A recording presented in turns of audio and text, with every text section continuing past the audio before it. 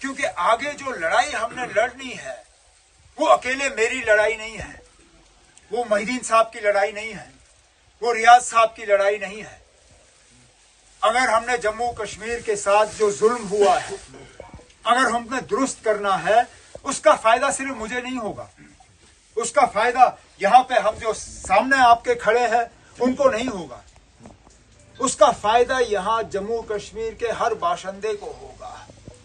तो ये लड़ाई हमारी अकेले की नहीं है, हम ये लड़ाई मिलके जम्मू कश्मीर रियासत के लिए लड़ रहे हैं। और इसलिए हमने पिछले दिनों कांग्रेस के साथ हाथ मिलाने का फैसला किया। हालांकि हमारे लिए वो फैसला इतना आसान नहीं था। हमारे लिए उन सीटों को कुर्बान करना जहां पे हम जानते थे कि अगर कोई मुकाबला दे सकता है वो नेशनल कॉन्फ्रेंस मुकाबला दे सकती है, लेकिन क्योंकि हम चाहते थे कि बीजेपी के खिलाफ खासकर जम्मू के निचले इलाकों में, रजौरी में, पुंछ में कांग्रेस और हम जो है मिलके उन ताकतों का मुकाबला करें, तभी हमने जाके यहां पे कुछ सीटें जो है नेशनल कॉन्फ्रेंस की झोली से निकाल के कांग्रेस की झोली में डाल दी है। और उसका पहला ही असर हमने देखा जबकि गुलाम नबी आजाद साहब ने कहा कि अब वो कैंपेन करने नहीं आएंगे। उन्होंने अपने उम्मीदवारों को कहा है अगर आप मैदान में रहना चाहते हो या रहो, अगर मैदान छोड़ना है तो छोड़ो।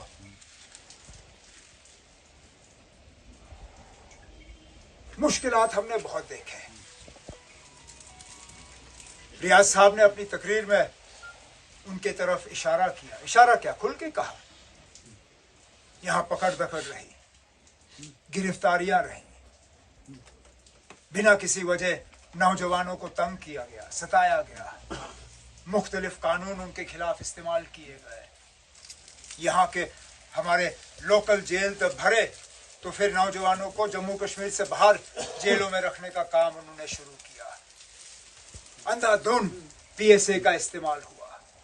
नेशनल कॉन्फ्रेंस के मंशूर में, अब इससे शायद रियाज साहब के कामकाज में थोड़ा सा फर्क आएगा, लेकिन हमने अपने मंशूर में वादा किया है कि नेशनल कॉन्फ्रेंस की हुकूमत आई तो हम जम्मू कश्मीर से पीएसए का कानून जो है हटा देंगे,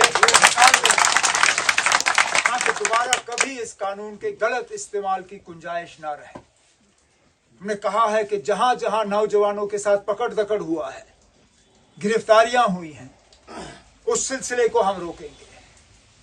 नौजवानों को और बुजुर्गों को भी वेरिफिकेशन में तंग किया जाता है। पासपोर्ट जब हज करने जाना होता है, पासपोर्ट बनाना होता है, पासपोर्ट की जब पुलिस की वेरिफिकेशन होती है वो आपको मिलती नहीं। जब बैंक का लोन लेने जाते हो उसमें पुलिस की वेरिफिकेशन जब मांगी जाती है ये लोग आपको देते नहीं है। जब सरकारी नौकरी लेनी होती है उसमें पुलिस का एनओसी चाहिए होता है, वो आप लोगों को देते नहीं। सख्ती और जुल्म के अलावा पिछले 5-6 सालों में हमने कुछ नहीं देखा। और इसलिए मैं आज सैयद रियाज साहब को नेशनल कॉन्फ्रेंस में आते हुए बड़ी खुशी महसूस करता हूं, क्योंकि मुझे लगता है इससे हमारे हाथ और ज्यादा मजबूत होंगे।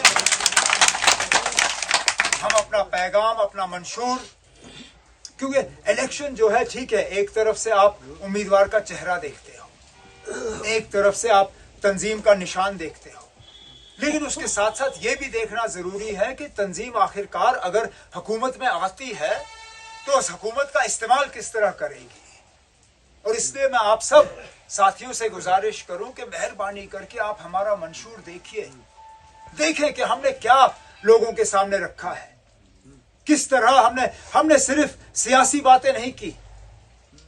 हम वो लोग नहीं हैं जो आपसे कहेंगे ना आप भूखे मरो, लेकिन हम सियासी बात ही करेंगे।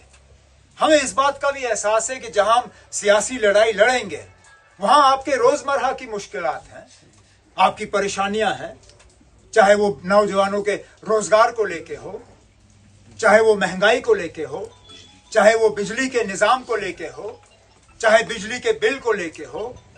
जिस तरह पानी के बिल आज इनकी कोशिश है कि घर घर पहुंचाए, उसको लेके हो।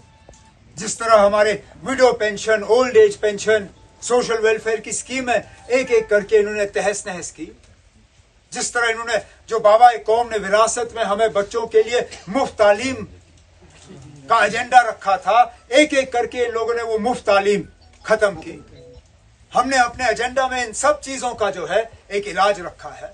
हमने मुफ्त बिजली की बात की, हमने मुफ्त गैस सिलेंडरों की बात की, हमने बिजली पानी के बिल खत्म करने की बात की, हमने यूनिवर्सिटी के लेवल तक बच्चों के मुफ्त तालीम की बात की, हमने सोशल वेलफेयर की स्कीमों को दोबारा जिंदा करने की बात की।